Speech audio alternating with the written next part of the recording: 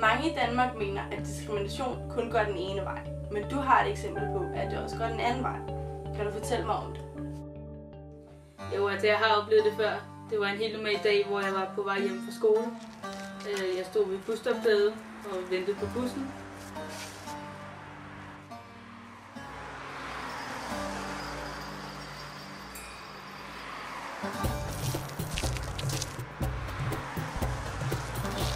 Da en ældre muslim dame kommer hen til mig og stiller sig ved mig.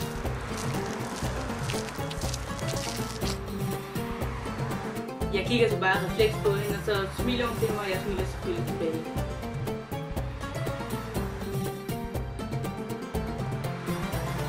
Og så da vi kan se bussen sådan ned ad vejen, så begynder jeg så at finde nogle småpenge frem.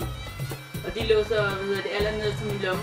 Så havde min nøgler op, og så tog jeg bagefter et kors, et handskede, som jeg har med mig.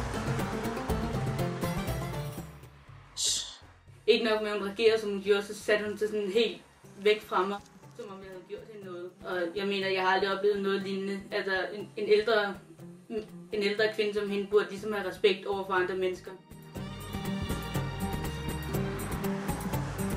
At reagere på den måde, som hun gjorde, det synes jeg var uhøfligt.